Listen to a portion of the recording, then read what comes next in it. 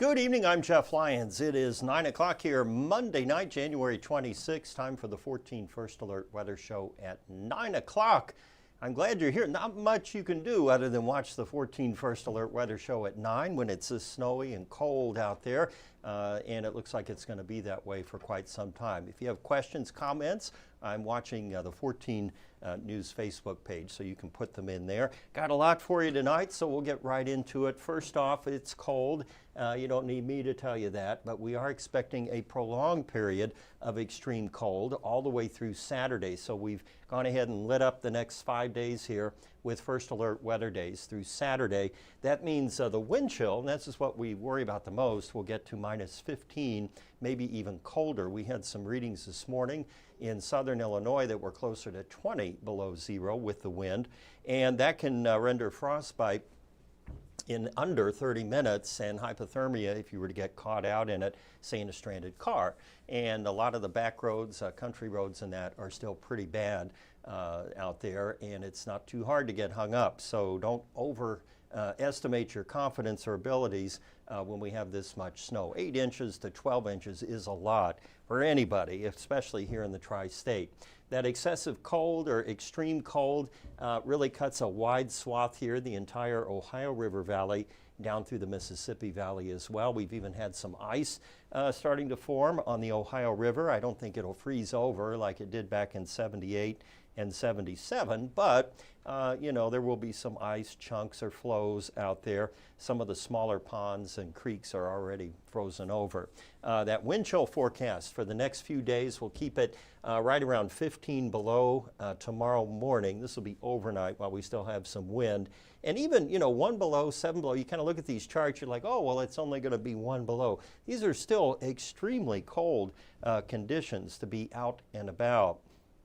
The record low temperatures for the week ahead, we won't come anywhere close to those. Back in 63, we were at 15 for tomorrow, 18 below Wednesday. 1966, we were at 8 below on Thursday. Friday's low, minus 10 from 1978. Saturday, minus 14, 1965. And just in case you were wondering, the coldest ever in Evansville, I believe, was February 2nd, 1950.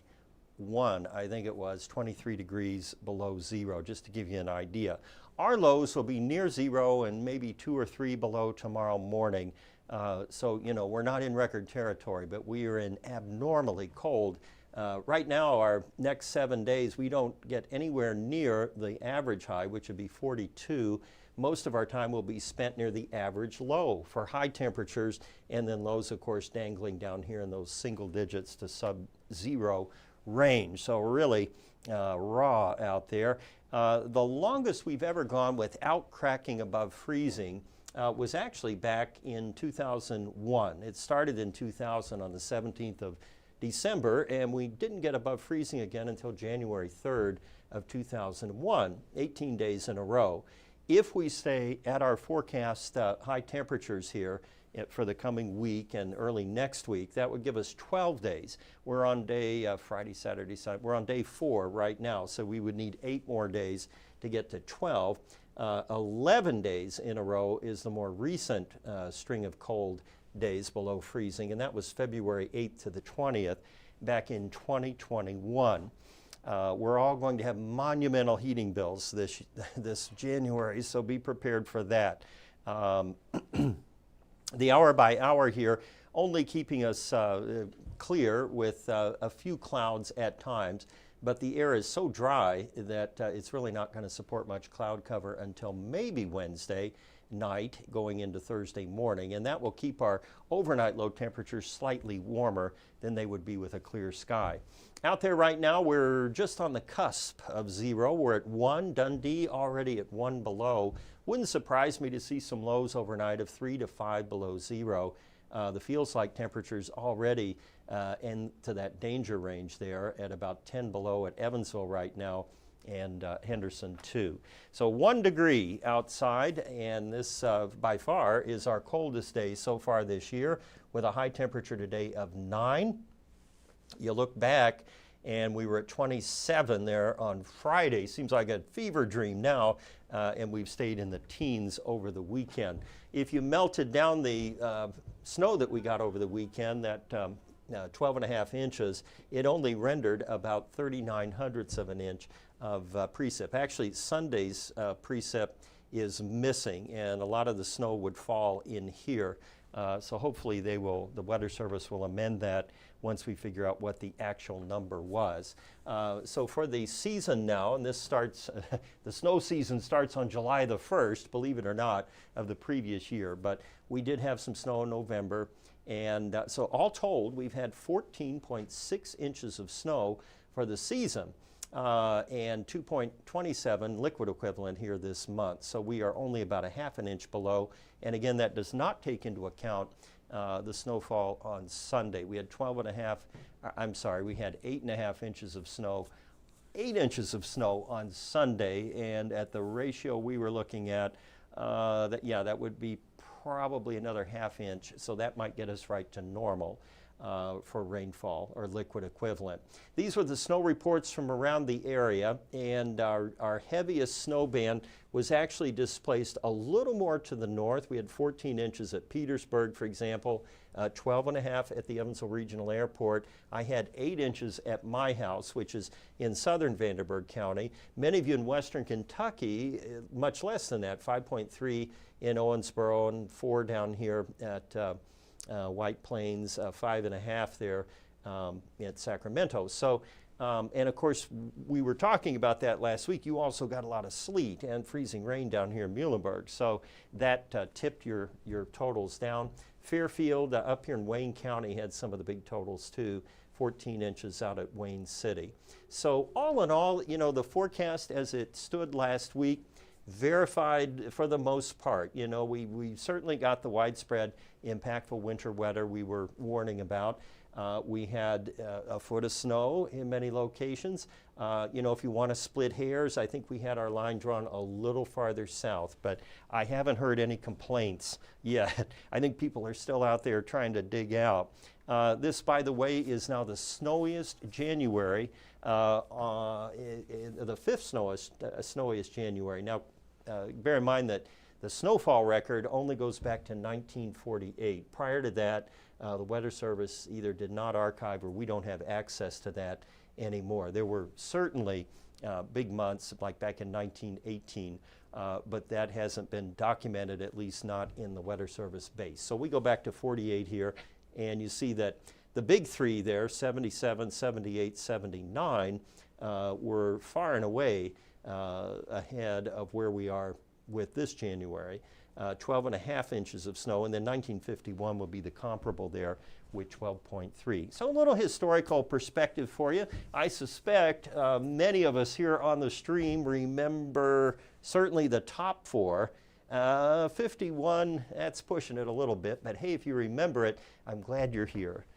Kindred spirits, right? I was a paper carrier. I was carrying the newspaper in 79. That was not a good year to do that. A little, you know, profit-making activity. 77, 78 were definitely the coldest.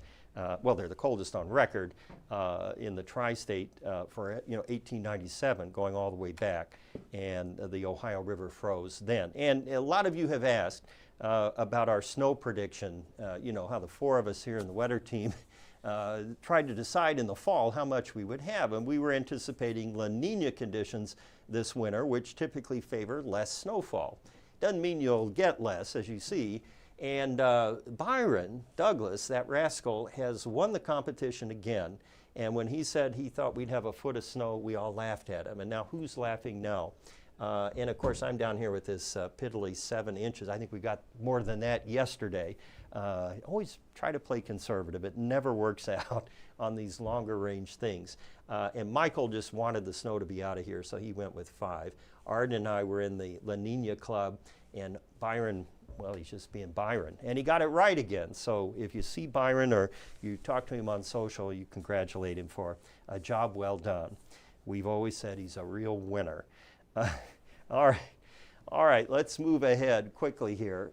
We have the hour by hour keeping us dry pretty much through the remainder of the week. There will be some clouds at times, but we're not expecting them to produce any snowfall. We're going to run the GFS model and the European way out here. Now remember, before we do this, once we get past about day 3, 4, everything is, subject to change and sometimes dramatic change.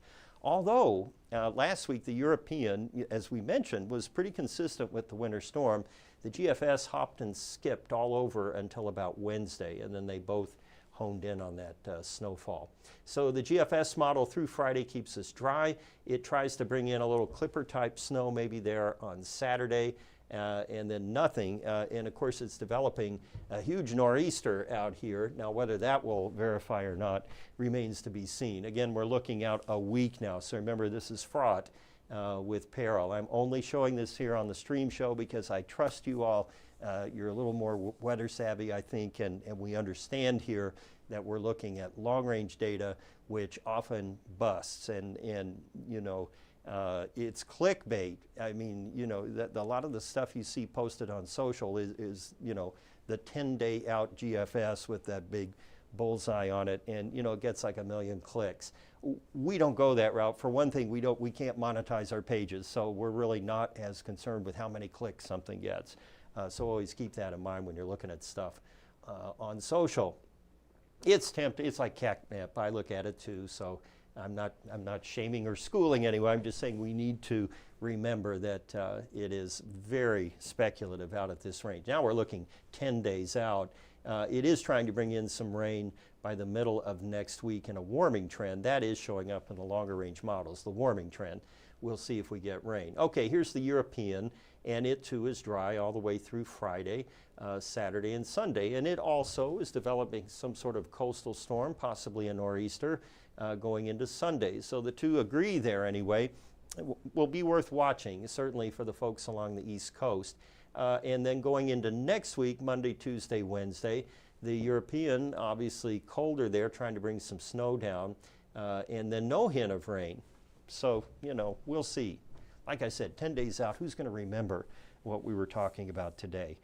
Let's focus on just the next 5 to 7 days here, which will be cold. 0 tonight, 26 tomorrow, and the next 7 days, pretty much the same thing.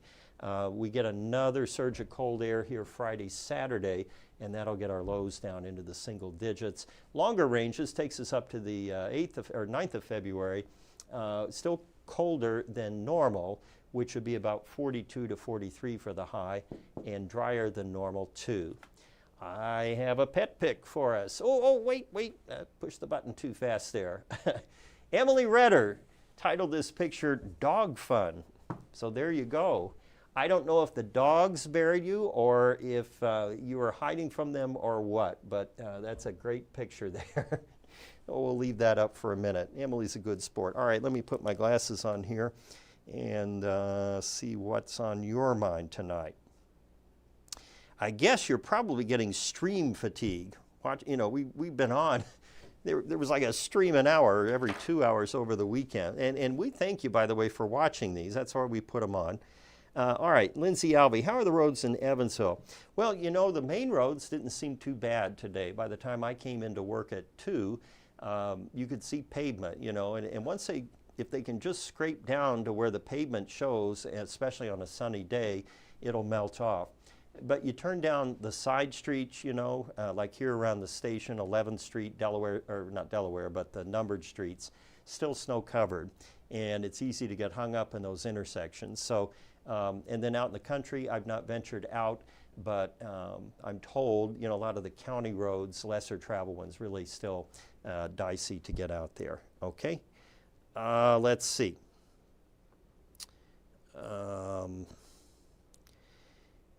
Another snow cone trophy for Byron. Yes, indeed, Paula Schaefer, well deserved. Chris Smith wants Byron to pick his lottery number. Oh, this is all going to go to Byron's head. We had to begrudgingly award the thing. No, Byron's good. Let's see, work in Evansville, need to know if I can get to work tomorrow. Well, again, it will depend on the route you take. If you stick on the main streets, if that's an option, you'll probably be just fine. weather's supposed to warm up. Next week, my premonition that something big was going to happen, it happened. Well, yeah, I think I did say at some point I felt it in my bones, right? And I'm just glad to feel anything in my bones anymore. So let's see. At 1 degree up in Vincennes, 10 inches of snow. That came from Angie Wampler. I'll be going down 66 to Morgan and Green River. Well, you should be okay then. Those are all either main drags or state roads, so you'll be fine. Couple things to talk about here in Science Corner. The big one, we got a lot of pictures, and of course I saw them, and you probably did too if you were out. The snow that came down was needle-shaped, right? I mean, if you really looked at it, it wasn't like the flakes, you know, where you used to cut out in school, remember? And they're kind of like that. They were needles. And many of you were like, what's up with the snow? You know, we don't ever get needles. Well, we do get needles and columns and tubes, which is the flavor of snow that we got this time around, and I'll show you why. This picture, by the way, from Sharon McDonald, so thanks for that. So there are basically 5 categories of snowflakes. You have the thin plate type, you have the needles like we got, hollow columns and tubes, and then you have the stellar plates and dendrites. Those are the more traditional type snowflakes. And basically, it depends on the temperature and the humidity, the environment basically, that the flakes are forming in and falling through that determines their shape. So when your temperatures are up close to freezing, oftentimes we have more humidity in the atmosphere too, so you tend to get those thin plates, and that's kind of the wet, heavy snow. Needles, our temperature was in this range and below over the weekend, and that's why we got the needle-shaped snow and the hollow columns. And then as you take that temperature down a little more, sometimes you can get those more stellar plates and the like. But that you can also get them at even colder temperatures, but the hollow columns tend to form at the coldest temperatures, as do the needles. And you remember, it's not just the air here at the surface, it's what was above us, which was just crazy cold. And so that is why we had needle-shaped snow. The other question I got was, is it too cold to snow? Can it get too cold to snow? And the short answer is no, it's never too cold to snow unless you get down to absolute zero, 459 below. We don't have that in the forecast this week, so I think we're fine on that. But remember, to get snow, not only do we need the cold air, we need moisture too. And the temperature determines the ratio to moisture. So this weekend we had a higher snow ratio. It wasn't quite 20 to 1, but it was higher than the typical 10 to 1 because we were dealing with such cold temperatures. The air simply can't hold as much moisture. And so we got that higher ratio fluffy type snow, which in our case turned out to be the needles and tubes, or dry powdery snow, and not the plate and dendritic, which would produce heavy wet snow. All right, so I think that gets us. And one final thing, I'll get on my soapbox for just a minute. Nobody can, well, I'll rephrase that. Most kids can't resist ice, right? Going out on ice. And you know, we don't get a lot of ice around here on ponds and lakes and that you can get out on.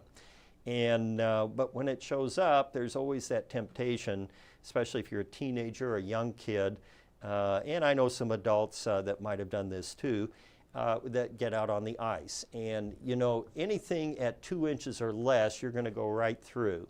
So my base advice, and as a dad, I will tell you, it was always don't get on the ice. I know for a fact my son went out on ice anyway, but you know, I guess what I don't know won't kill me, right?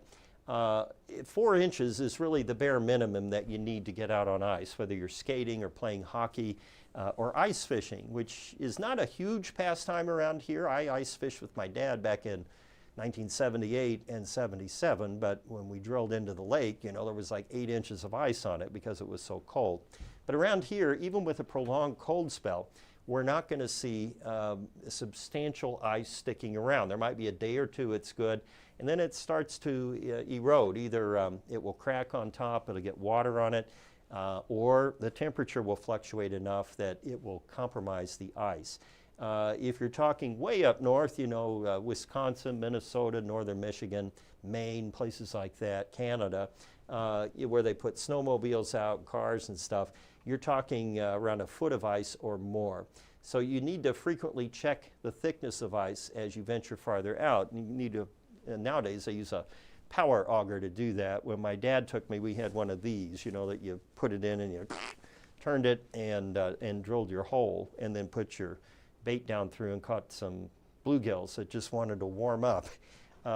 So anyway, the short answer is stay off the ice, and if you have kids, grandchildren, what have you, make sure they know to stay off the ice too, and good luck with that. It is very difficult to keep kids off of ice. All right. Dan Lees remembers going out on ice on the creek and ending up standing up to my knees in freezing water. Yes, and then you got to cover that up, right? You show up home with wet, frozen boots, and your parents usually are wondering what's going on. So Dan Lee says, so no more snow since Byron's prediction is met and it's La Nina, right? Sure. If that'll make you sleep better tonight, we'll go with that. No guarantees. We'll let the groundhog weigh in on this. Let him deal with it for a little while. All right, that's all I have for you tonight. Please try to stay warm and safe out there. I'll see you again on 14 News at 10. And the champion, the reigning two-year champion, snow predictor, Byron Douglas, will be in here tomorrow on 14 News Sunrise and on the streaming show at 8:30. So if you watch that one, comment out, give him a shout out. He loves to be built up. Anyway, that's all I have for you. Stay safe. We'll see you tomorrow.